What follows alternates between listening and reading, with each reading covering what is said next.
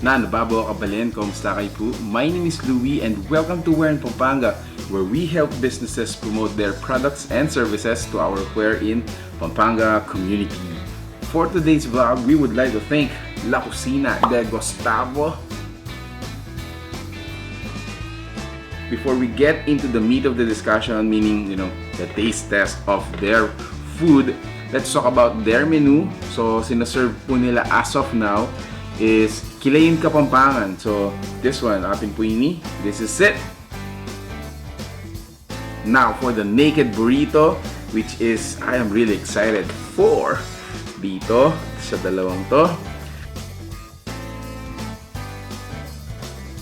And then lastly, on our left is yung kanilang quesadillas, which is just 50 pesos. Napakamura po. They assure that these recipes are authentic Mexican. Of course, except for the Kapampangan Kilayin. Alright, let's get into the details. I wanna taste first yung kanilang Kapampangan Kilayin. This has may attachment sa atin to since this is a Kapampangan food. Alright, so first test. Oh, wow. Yaman na. So, it's a little bit sour, which is really expected sa mga kilawin. Although, hindi po siya yung overpower or overkill na maasim.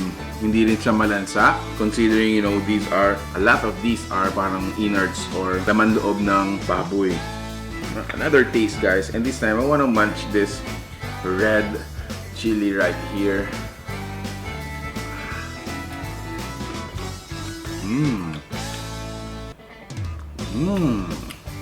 Chili. I like chili. Wow, grabe. Kanin na lang ang kulang. Ay, grabe yung anghang. So, I have to, grab a fruit juice. This is a detox actually. So, alright. So, this is their quesadillas. A beef quesadillas. So, let's dip in dito sa sauce natin.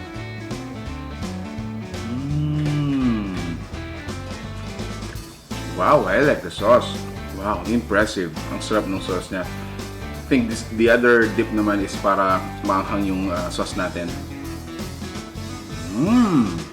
Well, to be honest, not really a fan of quesadillas, but this one, it's actually medyo nakuha yung kiliti ko sa flavor, so sarap niya. Let's proceed, guys. Yung naked burrito naman nila, which is again has two variants. This one the steak, and then this one is ground beef. You have of course your burrito rice, your meat. Meron din tayong slices of your vegetables, and then on top is your cheese. What I like to do here is I wanna mix it up, para even out yung mga ingredients natin. Then let's taste it. Ooh, wow. So cheesy. Ang sarap nung burrito rice. What I like to do is I actually wanna lagyan natin ng this dip. Yan, para mas malasa. Depending on your satisfaction. So, wanna taste it again?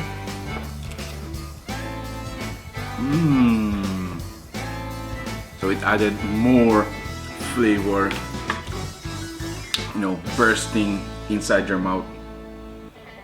And then lastly, the taste. So hinuli ko yung, I think for me is, the best part, which is the steak.